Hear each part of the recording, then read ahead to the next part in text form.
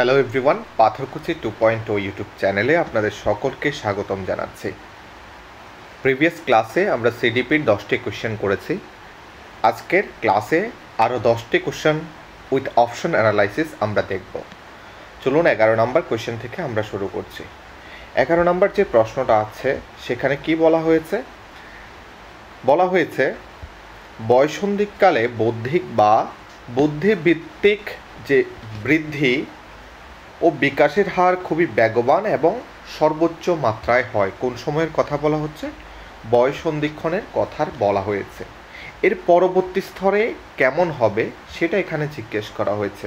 ইংলিশে যদি পড়ি, the rate of intellectual growth and development is very rapid and highest during adolescence followed by a period of. ওই সময়ের পরবর্তী স্তরে কীরকম হচ্ছে মনে রাখবেন, যখন আমাদের জন্ম হয়, জন্ম থেকে 0 থেকে 5 ইয়ার্স পর্যন্ত যে শৈশব চলাকালীন সময়, সেই সময় আমাদের বৃদ্ধি এবং বিকাশের হার সর্বোচ্চ মাত্রায় থাকে। শৈশবে বৃদ্ধি এবং বিকাশের হার সর্বোচ্চ মাত্রায় থাকে। 5 থেকে 9 বছর অর্থাৎ বাল্যকালে সেটা হ্রাস পায়। শৈশবের তুলনায় বাল্যকালে সেটা হ্রাস পায়। 9 বছর থেকে এরপর শুরু হচ্ছে মোটামুটি 10-11 বছরে আমাদের বয়ঃসন্ধিক্ষণটা শুরু হয়ে যায়। বয়ঃসন্ধিক্ষণে পুনরায় সেটা বৃদ্ধি পায়। সর্বোচ্চ কিন্তু শৈশবকালের মতো না হলেও বাল্যকালের তুলনায় বৃদ্ধি পায় এবং সেখানে আমরা কি দেখি? বিকাশের হার খুবই বেগবান এবং সর্বোচ্চ মাত্রায় হয়। কোন বিকাশ? বৌদ্ধিক বিকাশ। সুতরাং আমাদের মাথায় রাখতে হবে বয়ঃসন্ধিক্ষণে বৌদ্ধিক এবং বুদ্ধিবৃত্তিক বিকাশ সর্বোচ্চ মাত্রায় হয় এবং খুবই স্পিডে হয়। এর পরের স্টেজে কি হবে? এর পরের স্টেজে বৌদ্ধিক যে বিকাশটা রয়েছে সেটা ধীরে ধীরে হ্রাস পাবে, মানে তুলনামূলকভাবে আস্তে আস্তে করে সেটা হ্রাস পাবে। আচ্ছা, এই বিষয়টা বোঝার ক্ষেত্রে একটা গ্রাফ ফলো করুন। ধরুন আপনার বৌদ্ধিক বিকাশ শৈশবকালে এতটুকু হয়েছে, এরপরে আপনার পরবর্তী স্টেজের কথা বলছি, বাল্যকাল হয়েছে এতটুকু। এবার দেখুন শৈশব থেকে কতটুকু বাড়তে? এই এতটুকুই বাড়তে, মানে দেখা যাচ্ছে যে আনুপাতিক হার রয়েছে সেটা তুলনামূলক কম। এই আনুপাতিক হার কমে যাওয়াতে সেজন্য বলা হয়েছে বাল্যতে কমে যায়, আবার সেই বয়ঃসন্ধিক্ষণে কি হয়? বাল্যকালের তুলনায় আবার বৃদ্ধি পায়। সেই রকমভাবে পূর্ণবয়স্ক যখন হয় তখন সেই পরিমাণটা বয়ঃসন্ধিক্ষণের তুলনায় হ্রাস পেয়ে যায়। আশা করি পুরো কোয়েশ্চেনের অপশানগুলো বুঝতে পেরেছেন। তাহলে এখানে কি হচ্ছে? ধীরে ধীরে হ্রাস পায়, ধীরে ধীরে বৃদ্ধি পায়, কখনোই হবে না নিশ্চল বা স্থির অবস্থায় কখনো বিকাশ থাকে না। আর উপরের কোনোটি এখানে হচ্ছে না, সুতরাং বি অপশানটি আমাদের অ্যাপ্রোপ্রিয়েট অপশান। চলুন এবার 12 নাম্বার যে কোয়েশ্চেনটা রয়েছে সেটা আমরা পড়ছি। সুশৃঙ্খল বিকাশের নীতি, মানে প্রিন্সিপালস অফ ডেভেলপমেন্ট। বিকাশের নীতি কি? উপর থেকে নিচের দিকে, কেন্দ্র থেকে পরিধির দিকে, সাধারণ থেকে বিশেষের দিকে অর্থাৎ জেনারেল টু স্পেসিক, তারপর বাইল্যাটারাল টু ইউনিল্যাটারাল অর্থাৎ দুটো বিষয় থেকে একটি বিষয়ের দিকে কেন্দ্রীভূত হয়। তারপর বিকাশের 4টি প্রক্রিয়া আছে: পরিণমন, অভিজ্ঞতা, মানসিক যোগাযোগ এবং ভারসাম্যকরণ। তার পাশাপাশি বিকাশের যদি সূত্র দেখি, ডেভেলপমেন্ট ইকুয়াল টু, আমরা গতকাল পড়েছিলাম হেরিডিটি ইনটু এনভায়রনমেন্ট। তার পাশাপাশি development equal to learning into maturation, অর্থাৎ এই অপশানগুলো আমরা দেখতে পাচ্ছি। সুতরাং এখানে দেখুন কি বলা হয়েছে, প্রিন্সিপালস অফ অর্ডারলি ডেভেলপমেন্ট, যে সুশৃঙ্খল বিকাশের নীতি কিভাবে যাচ্ছে। স্পেসিফিক টু জেনারেল কখনো হবে না, বাট এটা যদি হতো জেনারেল টু স্পেসিফিক তাহলে হতো। অ্যাবনর্মাল টু নর্মালের দিকে হবে না, অ্যাবনর্মাল টু নর্মালের দিকে কখনোই হবে না। কিন্তু এখানে দেখুন একটা অপশান রয়েছে জেনারেল টু স্পেসিফিক ডিরেকশানের দিকে। সুতরাং আমরা সি নাম্বার অপশানটাকে চুজ করতে পারি নির্দ্বিধায়, অর্থাৎ সাধারণ থেকে সুনির্দিষ্ট গতিপথে, from general to specific direction. এই গেল 12 number question. 13 number question, Erik এরিকসনকে আপনারা পড়ে নেবেন। জাস্ট এইখানে এই শর্টের মধ্যে এরিক এরিকসনকে অ্যানালাইসিস করা সম্ভব নয়। এরিক এরিকসনের মতানুসারে যে সাইকোসোশ্যাল বিকাশের প্রক্রিয়া রয়েছে সেখানে স্তরের মোট সংখ্যা হচ্ছে 8টি। স্তরের মোট কয়টি সংখ্যা? স্তরের মোট সংখ্যা হচ্ছে 8টি। অর্থাৎ এখানে কিসের কথা বলা হয়েছে? স্টেজেস। যদি লেভেলের কথা বলা হতো তাহলে আমরা 4টি চুজ করতাম। এরিক এরিকসনের মতানুসারে মনোসামাজিক বিকাশের লেভেল হচ্ছে 4টি আর স্টেজেস হচ্ছে আমাদের 8টি। 13 নম্বর কোশ্চেনের পর আমরা দেখব 14 নম্বর কোশ্চেন 14 কি বলা হয়েছে? রাগ এবং ভয়ের মতো অপ্রীতিকর, মানে যেটা পছন্দ নয় বা ভালো নয়, প্রক্ষোভ যেগুলো ব্যক্তির বিকাশের পক্ষে ক্ষতিকর, অলরেডি ক্ষতিকর। দেখুন এখানে কিওয়ার্ডস কি রয়েছে? ক্ষতিকর। তাদের কি বলা যেতে পারে? Unpleasant emotions like anger and fear which are harmful to the individual's development are termed as, দেখুন কি হবে? যুক্তিহীন বা অসঙ্গত প্রক্ষোভ হবে না। কারণ কি? কোনো প্রক্ষোভই অসঙ্গত বা যুক্তিহীন হয় না, কারণ কোনো না কোনো পরিস্থিতিতে কোনো না কোনোভাবে সেটা লজিক্যালি ক্রিয়েট করা হয়েছে। অটোমেটেড আমাদের মধ্যে প্রক্ষোভ তৈরি হয় না। বিচ্যুতিমূলক প্রক্ষোভ, রাগ এবং ভয় কখনো কোথাও থেকে নিঃসৃত হয় না, সুতরাং বিচ্যুতিমূলক প্রক্ষোভও এখানে হচ্ছে না।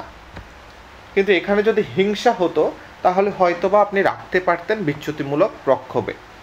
এরপর আমরা দেখব কি আরেকটা অপশান রয়েছে নেতিবাচক বা ঋণাত্মক প্রক্ষোভ। ক্ষতিকরের সঙ্গে আমাদের এই অপশানটা অ্যাপ্রোপ্রিয়েট যাচ্ছে। রাগ এবং ভয় আমাদের ডেভেলপমেন্টে যখন ভালো কিছু করতে যাবেন তখন অনেক সময় অনেক প্রবলেম ক্রিয়েট করতে পারে। তো সেক্ষেত্রে আমরা নেতিবাচক বা ঋণাত্মক প্রক্ষোভকে আমাদের অ্যাপ্রোপ্রিয়েট অপশানে নেব। চলুন এরপরের কোয়েশ্চেন নেক্সট 15। নিচের কোন বিষয়টি শিশুর ভাষাগত বিকাশের ক্ষেত্রে প্রভাব বিস্তারকারী উপাদান নয়? Which one of the following is not a factor influencing language development of a child?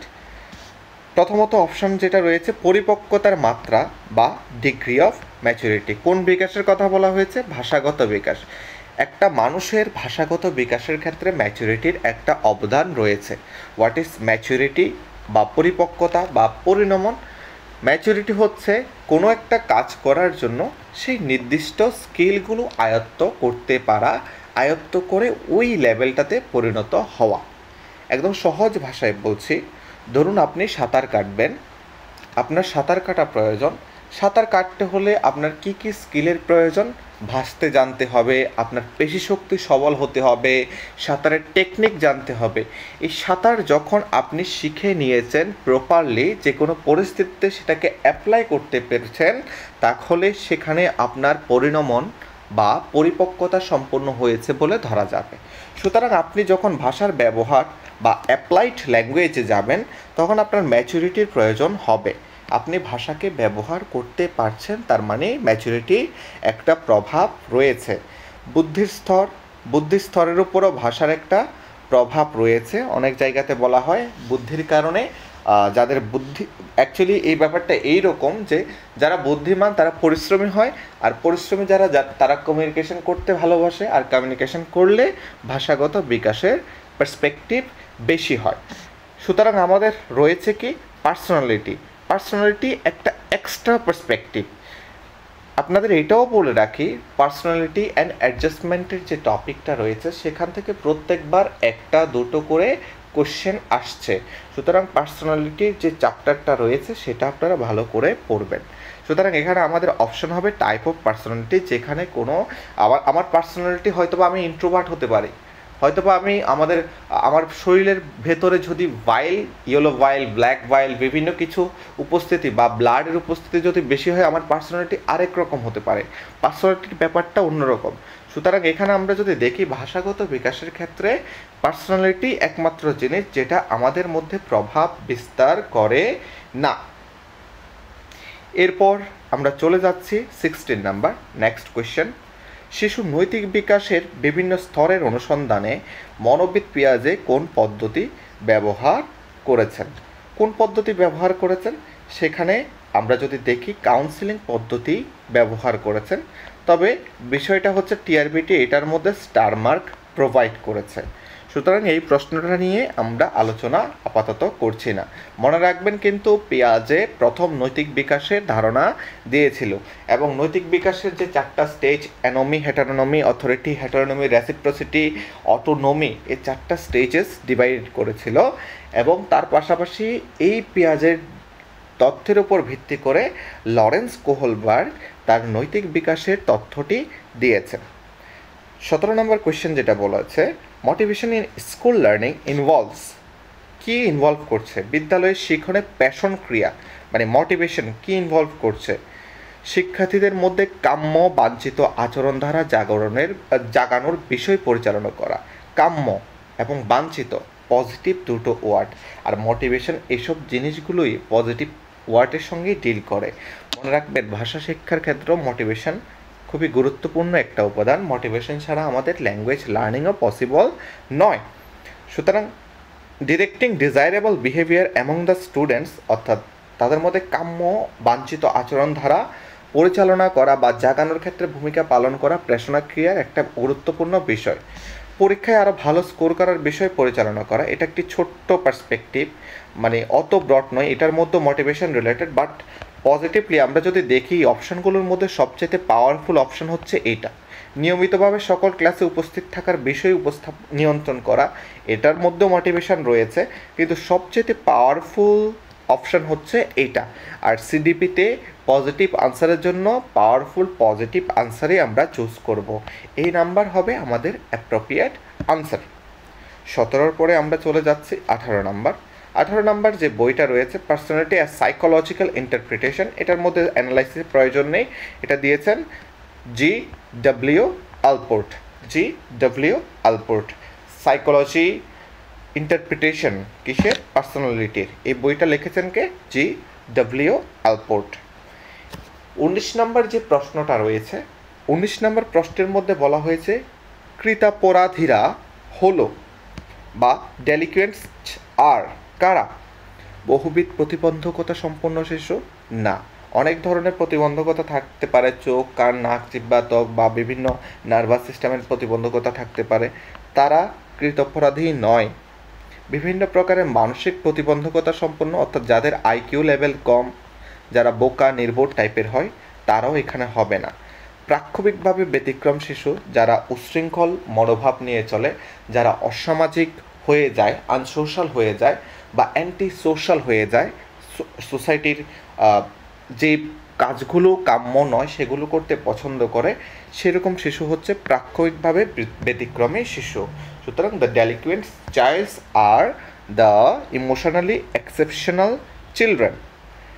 19 number পর আজকের শেষ প্রশ্ন, যেটা হচ্ছে 20 নাম্বার। লার্নিং ডিপেন্ডস অন, শিক্ষণ নির্ভর করে কিসের উপর? শিক্ষা প্রতিষ্ঠানের মানের উপর নির্ভর করে শিক্ষণ, ভালো কথা। প্রশিক্ষণপ্রাপ্ত শিক্ষকের প্রাপ্যতার উপর বা অ্যাভেলেবিলিটির উপরও নির্ভর করে শিক্ষণ, মানে ভালো শিক্ষা প্রদান করতে পারবে। কিন্তু শিক্ষণের একটা ডেফিনেশনের মধ্যে প্রধান সত্যই হচ্ছে অভিজ্ঞতা, প্রিভিয়াস এক্সপিরিয়েন্সের উপর বেসড করে তার মধ্যে নতুন আচরণ বা কাম্য আচরণ এনে দেওয়া শিক্ষণের প্রধান লক্ষ্য, এবং সেই শিক্ষণের মধ্যে অনুশীলন করতে হবে। অর্থাৎ এটি একটি শিক্ষণ হচ্ছে একটি অ্যাক্টিভ প্রসেস, যেখানে আপনাকে সবসময় অ্যাক্টিভ থাকতে হবে এবং এটা বেস করবে প্রিভিয়াস এক্সপিরিয়েন্সের উপর। ধরুন আপনার এই কোয়েশ্চেনটা অ্যাটেম্প্ট করার ক্ষেত্রে আপনি জানতেন না শিক্ষণ সম্পর্কে এত ধারণা নেই, কিন্তু শিক্ষণ শব্দটা আপনার সঙ্গে কোনো না কোনোভাবে রিলেটেড, যে শিক্ষণ শব্দটি স্টুডেন্টের সঙ্গেই যুক্ত, মানে আমরা যদি যে প্রক্রিয়ায় শিখি সেটাই হচ্ছে শিক্ষণ। কিন্তু মনে রাখতে হবে আমি বলার পর অভিজ্ঞতার উপর শিক্ষণটা হয়, তাহলে আপনার যে পুরনো জিনিস রয়েছে সেখানে নতুন কিছু তথ্য সংযোজিত হয়েছে, সেটা আমরা পেঁয়াজের তথ্যের মধ্যে স্কিমার মধ্যেও আমরা দেখতে পাই। বাট শিক্ষণে এখানে আমাদের অভিজ্ঞতার উপর ফোকাস করতেই হবে, অভিজ্ঞতা ছাড়া হয় না, এবং সেটা একটি অনুশীলন নির্ভর প্রক্রিয়া। আর সবচেয়ে পাওয়ারফুল অপশান হচ্ছে এ, তো আমাদের আনসার হচ্ছে এ। আজকের অ্যানালাইসিস এতটুকু পর্যন্ত, আশা করি আপনাদের ভালো লেগেছে। Thank you so much for listening.